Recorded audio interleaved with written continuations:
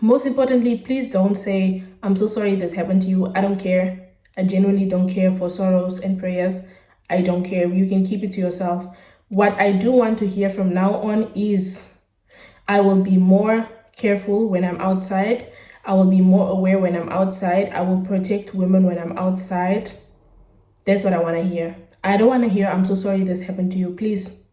I don't need it. I don't need it. I don't need pity. I need people to be more vigilant, to be more...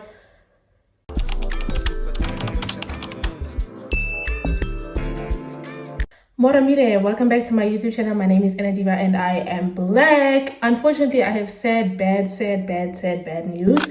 I was harassed on a bus like 3 days ago. And let me just tell you what happened. I think, first of all, I think that it's really important to talk about things like this as a woman. I know it's controversial. I wouldn't even say controversial, but like, this is a personal experience. It's something that happened to me and I felt like I wanted to talk about it because it's of course going to affect my energy and my vibe recording going forward. And I wanted to just kind of clear the air before I even move on with anything. So it was like 3 days ago. I was taking the bus to go to the gym. As you guys know, I've been going to the gym regularly every other day. I usually take the bus at 7:40, 5:40, 1:40 or 9:41, right? So this guy, I've seen him on the bus a few times, right?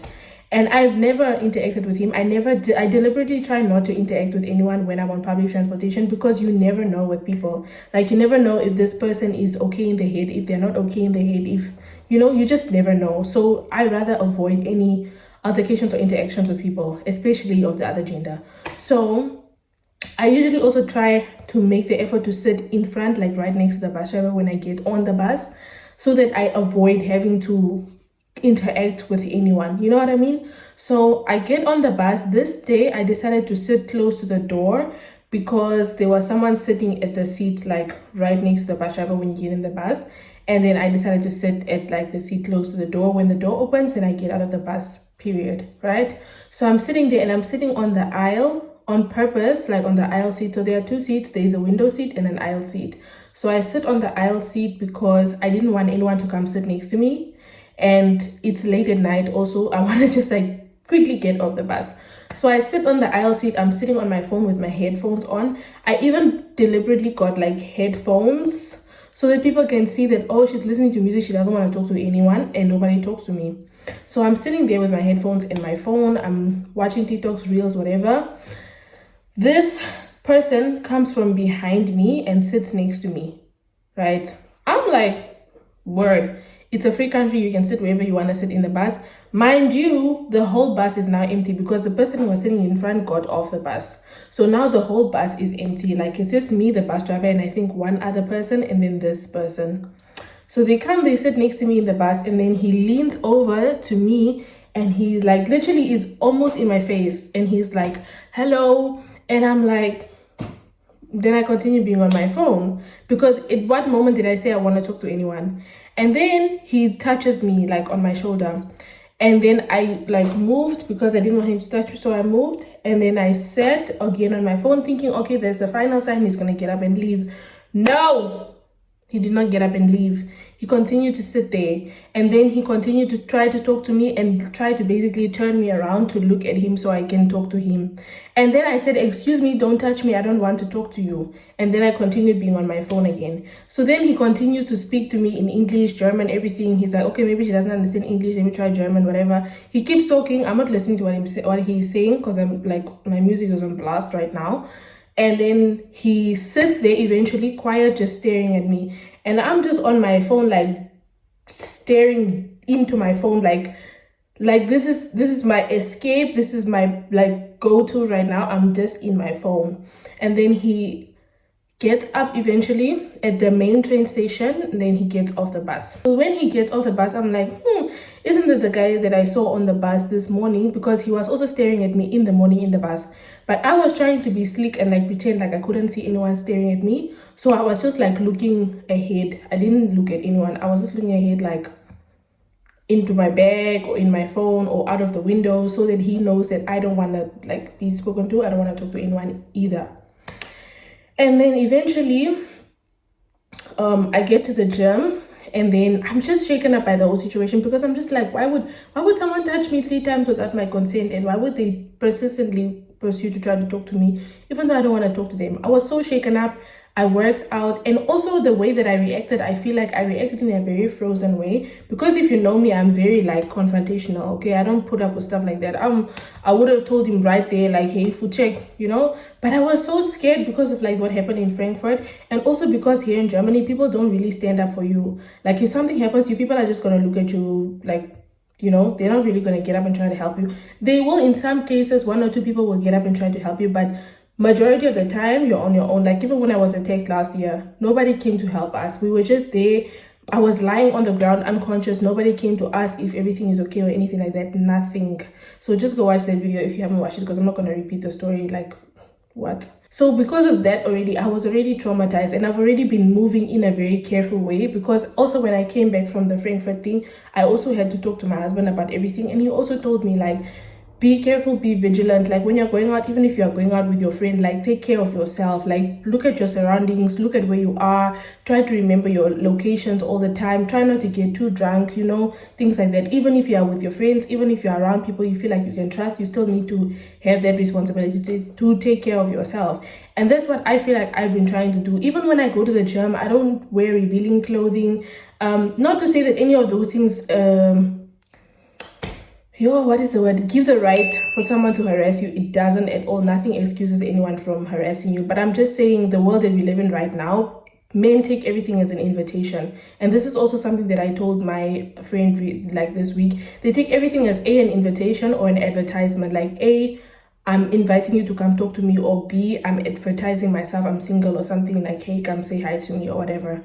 And it doesn't matter what we do. I feel like that's the growth. Like I already knew that it doesn't matter what you do. Like men are gonna harass or whatever it is. They're gonna do whatever they want to do, regardless of how fast you walk, how you cross the road when you see a man, how you listen to music when you are on the bus. Like regardless of all those things, they are still going to do whatever they want to do. They're still going to pursue you. They're still going to try and talk to you. They're still going to try to flirt with you. They're going to do all those things. And even if like other men intervene, the guy will just be like, I was just trying to talk to her. I didn't know that you didn't want to talk to me. I'm sorry. And then they'll go away. But they're not understanding the severity of what they are doing. Like this is someone's personal space. You don't have the right to invade someone's personal space. And I also feel like it's really important for me to point out at this point that this guy was black. And I think that there's a tendency, especially in Germany, for black men to approach you if you are black as well, to try to flirt with you and everything else. If you guys don't remember, I even made a TikTok this year that a man tried to follow me in the store, and he did follow me. He followed me, and then he came to stand next to me in the store. I could feel it in my soul that there's someone following me in the store. All of a sudden, I just turned around. I saw the perpetrator. I saw the person following me behind me, right? So then I think, you know what, maybe they're not following me, maybe it's just me. I swear to God, I decided, you know what, let me test him, let me stand somewhere. I stand at the lip glosses and I'm looking at the lip glosses. He comes, stands next to me, puts out his hand for me to shake his hand. They would never do that to me if I was white. If I was a white woman, they would never come to me and like stand there and wait for me to give them my attention. They would never do that.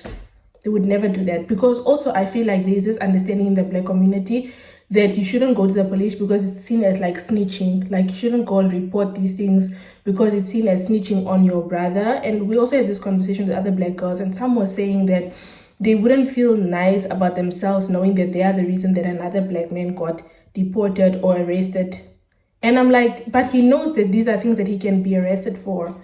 So why is he, do you get what I mean? It's like saying, yeah, I'm sorry, but like I won't report this person for robbing me because I don't want them to go to jail. But they know that robbing someone is a criminalized offense. Like after I finished at the gym, I came home with the same bus, but then this time I sat in front in the bus.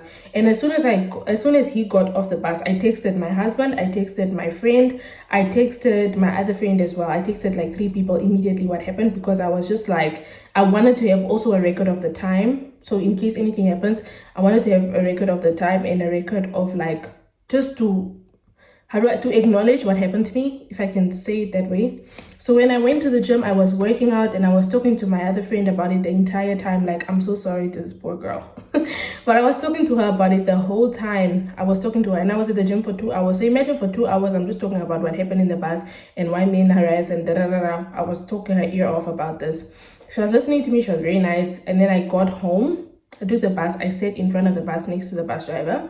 Then I got home, and then when I got home, I told my husband everything again, because he was like, yeah, what happened? And I told him what happened, and then my husband was like, yeah, next time you should record him or record yourself, or you should tell the bus driver, or you should call the police. Like, don't just get off the bus and let things go. Like, you should handle the matters. And I was like, okay, but in that moment I was really scared, and that I was explaining all those things, and he was like, yeah, he understands. But then he was like, men are weird and they need to stop being weird, and if we don't like address them being weird, I'm even sorry that I'm laughing about things like this, but yeah, anyway. So then we finished the conversation, and then I was talking to my other friend. Oh my gosh, this friend of mine is a firecracker. Michelle does not play around. Michelle gets down. Michelle was like, what, did you report him? And I was like, no, I didn't report him. She was like, go report him. What the hell? Do you know the bus number? I was like, yes, I know the bus number. And she was like, go report him, my dear. Go report him. And I was like, you know what? Because I asked her, actually, I was like, do you think I should go report him? She was like, girl, what? Yes, go report him. What do you think? Then I was like, okay. I was thinking about it the whole night. I was like, should I report him? Should I report him? Because also, I knew it wasn't like a sexual offense. Do you know what I mean? Because if he touched me at my don't touch areas, then it would have been a criminalized offense. But this is just him basically touching me. Like, it's not a punishable offense, basically. And then I was like, yeah, then she was like, no, it doesn't matter, go report him. He needs to learn that no is no. He needs to learn to stop like harassing people. He needs to learn his lesson. So then I go to the state. Then I tell my husband before we went to bed, like literally when I got into the bed, I said, babe, we need to go to the police station tomorrow. I want to report this guy. Then my husband was like, okay. Then we went to sleep. The next day, I came from work. Then there was a whole hassle. I couldn't find my ID. And then I was like, I asked Google, like, can I still report a police case even if I don't have my ID? Then Google was like, yeah, it doesn't matter about your immigration status or anything like that. They are obligated to help you. So then I go, and then I just showed them like my card from the base. And then he took my information down. He asked me what happened. One thing that I also want to say, this whole going to report him at the police station experience this time around was much validating than the one from last year, because this time my husband went with me. He went with me to the police station, inside to the room where I was giving my statement and everything. He went with me the whole way. He got there, he rang the bell, he told the people, I would like to file a report. We went inside. He was the one leading the whole conversation, you know. Only when we went to sit down inside, then the officer asked me like, okay, so what happened? Then I told him everything that happened, and then he was like, okay. He validated me, truly speaking, that police officer, I needed to ask his name actually, but he really validated me. Like, for a man, he understood exactly what I was feeling, because he was like, yeah, I'm sure in the moment you were really scared and you were just hoping that you don't react in a way that escalates the situation. You were probably just waiting for him to please get off and leave you alone, and that nothing worse happens. And then he was like, and also these days you never know if he's carrying like, you know, something harmful, or he could even do something to you or follow you off the bus, or, you know, wait for you to get on the bus on your way back or something like that. So I completely understand why you were scared. And then he also gave me like steps on what to do, and he was like, yeah, next time you need to scream and shout. Like, don't just tell someone, I don't want you to touch me, don't talk to me. Jim would scream. Like, he has to be like, you have to really make it clear that you want nothing to do with this person. And secondly, you need to report it to someone, whether it be another passenger on the train or the bus driver, because he was like, the bus driver actually has the power to do something. The bus driver has the power to kick him off the bus. The bus driver has the power to what's the word? The bus driver has the power to kick him off the bus, or the bus driver has the power to call us as the police lock the bus, and then we will come talk to him or arrest him or whatever it is. And maybe we also already know this guy, maybe he has a tendency of doing this, and we can finally like nail him and all those things. So he was like, you need to definitely report this. And then I also said like, yeah, when I was talking to some people, they were saying like it's not really necessary to report stuff like this. Then he said, no, you have to report things like this because men don't understand no, because there are no consequences. And he was like, if your husband was there, he wouldn't have done that to you. If you were a man, he wouldn't have done that to you. If you were white, he would probably also not have done that to you. And I said, hi bo officer. Wow, I was feeling so like seen, because even my husband was saying the same thing, and I was like, oh, he's probably just saying that because it's my husband. But honestly, I was feeling so seen, and I was feeling so happy and like safe and secure that my husband was there. And he was like, even though he speaks English, he didn't even speak German, but he was like, he asked the people like, do you speak English? And he spoke to them in English the whole way. And I was like, wow, this is what they mean when they say stand up for Black women, guys. Like, defend them. Like, genuinely, I felt so moved. I was like, wow. Because the last time when I was attacked in Frankfurt, my husband was like, bruh, if I wasn't working, I would have driven in that moment and come and look for those guys in the middle of the night with you. And I was like, yeah, right. But the way he reacted to the police station now, and then he was like, let's go to the bus stop and wait for the guy. Maybe he's in the bus. And I was like, it's a hoe up, babe. Hoe up. Now you're also going to go to jail with him and you guys are cellmates. No. But genuinely, you need to report these things. And once I posted about my experience, someone else sent me a private message, and she also told me that she was harassed on a train. And some of my friends opened up about also being harassed in public transport. And it's the one girl said that when it happened to her in 2020, but when she shared her story online, many other women came out and said they went through the same thing. They also reported it, but nothing came of it. And I genuinely understand that. Because also with the case last year, nothing also came of it. Unfortunately, they closed the case because they couldn't find any suspects. There were no external like extra tips or anything to lead them to finding this guy. And I understand why you would feel like, okay, maybe I just shouldn't report it again. But I genuinely feel like you should report this every single time, because for me it was like a stamp to say that I care about myself. I recognize my rights. I want to speak up for myself, and I want to defend myself. So I think that's why for me it was really important to report this. And of course, other people might feel differently. Maybe they don't want to put themselves through the trauma and stuff like that. But I always think of it from the perspective of, I don't want this to happen to someone else. Do you know, like, if something happens to me, it's bad enough it happened to me. I don't want it to happen to another person. I don't want it to happen to another woman. I don't want it to happen to even my little sister. Oh my gosh, I always think about my little sister when things like this happen. I'm like, oh, Yarato. Imagine if my little sister was in that bus. And she's so soft-spoken. She's not someone who would like scream and stuff like that if something happened to her. So I'm like, I don't want that to happen. And I think me reporting him is like me doing my part in making sure that there is at least one more person who's going to face the consequences of what they're doing. Of course, I'm just one person. I can't change the whole world, but change starts from within, you know? What did Michael Jackson say in that song? I'm starting with the man in the mirror, and I'm asking him to change his ways. No message could have been any clearer, because if you want to make the world a better place, better look at yourself. And what? I don't know. I forgot that line, but I was right there. Anyways, thank you so much for watching this video. I don't even know why I'm thanking you for watching this video, but most importantly, please don't say, I'm so sorry this happened to you. I don't care. I genuinely don't care for sorrows and prayers. I don't care. You can keep it to yourself. What I do want to hear from now on is, I will be more careful when I'm outside. I will be more aware when I'm outside. I will protect women when I'm outside. That's what I want to hear. I don't want to hear, I'm so sorry this happened to you. Please. I don't need it. I don't need it. I don't need pity. I need people to be more vigilant, to be more active, you know, to stand up for others in public. I don't want people to just think that this is normal behavior. Your sorrows and your prayers, they're not going to do anything. But next time you see someone being harassed, next time you see someone in an uncomfortable situation with a man they don't know, that's what I want you to do. I want you to intervene. I want you to call for help. That's what I want you to do. As a society, we are very good at saying, oh my gosh, I'm so sorry this happened to you.